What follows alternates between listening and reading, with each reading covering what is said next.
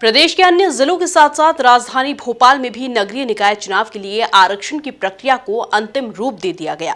राजधानी के रविंद्र भवन ऑडिटोरियम में नगर निगम के वार्ड आरक्षण की प्रक्रिया संपन्न करवाई गई और इसी दौरान कांग्रेस ने अपनी आपत्ति भी जताई। देखिए हमारी यह रिपोर्ट। भोपाल के रविंद्र भवन सभागार में बुधवार को नगर निगम चुनाव के लिए आरक्षण की प्रक्रिया संपन्न हुई।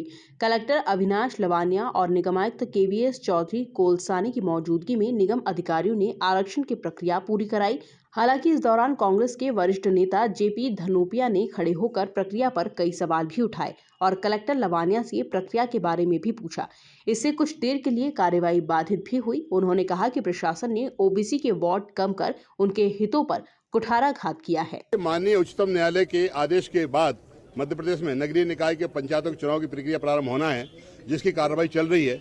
लेकिन बड़ा दुर्भाग्यपूर्ण है कि आज जिस तरह इन प्रक्रिया का आरक्षण उन्होंने किया गया है, उस आरक्षण की प्रक्रिया में इन्होंने ओबीसी वर्ग के साथ धोखा दिया है। ओबीसी से ऐसे धोखा दिया गया है कि 2014 को बेस माना गया है, जबकि 2014 का बेस मानने कोई आधार ही नहीं है। महामहिम राज्यपाल महोदय ने जो अध्यादेश जारी किया 2014 का, उसे दिसंबर 21 में वापस ले दिया गया। तो 2014 का आधार कहाँ रह गया? 2022 की बात हुई है सुप्रीम कोर्ट की। और दूसरा जो मध्य प्रदेश के अंदर एक रिपोर्ट बनी है जिसे कहते हैं मध्य प्रदेश पिछड़ा वर्ग कल्याण आयोग, उसकी रिपोर्ट तो दिखाई नहीं रहे, जिसके आधार पर आरक्षण कर रहे हैं। कहते हैं भोपाल में 27% है ओबीसी। कैसे है? हमारा कहना है कि आपको 50% तक आरक्षण देना है। अगर 85 वार्डों का 50% मानते हैं तो 42 होते हैं। 14 SC/ST के निकलने के बाद 28 वार्डों को ओबीसी में जाना चाहिए था महिला पुरुषों में। इन्होंने मात्र 23 दिए। साफ है 5 वार्ड इन्होंने कम कर दिए। ओबीसी के हितैषी बनने की बात करते हैं, ओबीसी से धोखा करते हैं। देखिए एक अलग मुद्दा है, ये पार्टी लेवल पे चेक करेंगे हमें क्या करना है। लेकिन आज इन्होंने लीपापोती की है, ये आम जनता के साथ ही नहीं ओबीसी के साथ धोखा किया है। ओबीसी के हितैषी बनने की बात करते हैं, ओबीसी की बोलते हैं 35% तक आरक्षण देंगे और यहाँ पर लोगों के साथ धोखा कर रहे हैं, 5 सीट कम कर दी। नगर निगम की सीमा में कुल 85 वार्ड है, जिनके लिए आरक्षण के हिसाब से सीटें तय की गई है। सभागार में जिला प्रशासन के अधिकारियों के अलावा विभिन्न दलों के प्रतिनिधि भी पहुंचे। आरक्षण प्रक्रिया में 17 सितंबर 2020 को हुए SC और ST वर्ग के लिए पूर्व में आरक्षित वार्डों को यथावत रखा गया।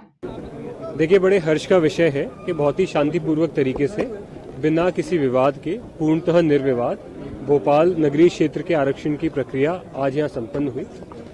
बहुत ही अच्छी व्यवस्थाओं के बीच, जिसमें कि हम लोगों ने स्क्रीन पे भी जो लॉट्स डाले, जो नंबर्स निकाले, वो सभी लोगों को दिखाए, जिससे कि किसी के भी मन में किसी प्रकार की कोई शंका न रहे। आरक्षण की जो प्रक्रिया है वो संपन्न की गई है और इसमें जो सभी लोगों ने सहयोग किया उसके लिए सभी लोगों को बहुत बहुत धन्यवाद। नेताओं ने बीच प्रक्रिया में कुछ आरोप लगाए, उनके आरोप लगाए थे ऐसा नहीं कहा जा सकता। उनकी कुछ शंकाएं थी जो उन लोगों ने प्रश्न पूछे थे, उसका सारगर्भित उत्तर उन्हें दिया गया।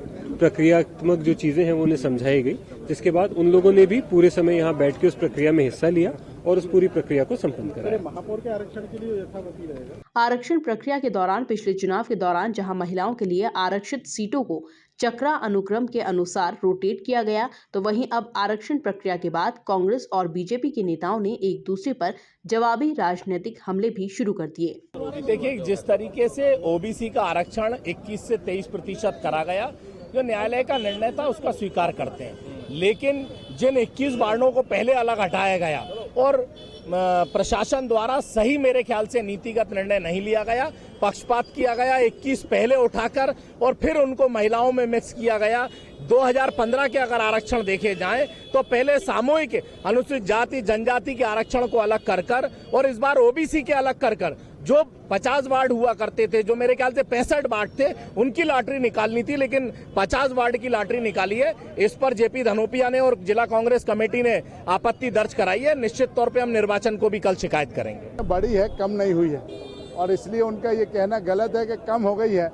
वो तो ये तब भी कह रहे थे जब आरक्षण के बगैर सुप्रीम कोर्ट ने कहा था कि आरक्षण के बगैर चुनाव होगा, तब भी कांग्रेस ने इस बात को कहा था कि गलत हो रहा है। आज जब आरक्षण के साथ सुप्रीम कोर्ट ने माननीय सर्वोच्च न्यायालय ने निर्देश दिए हैं, तब भी उनके पेट में तकलीफ हो रही है। उनको तकलीफ हमेशा है, उनके पेट में तकलीफ हमेशा रहती है।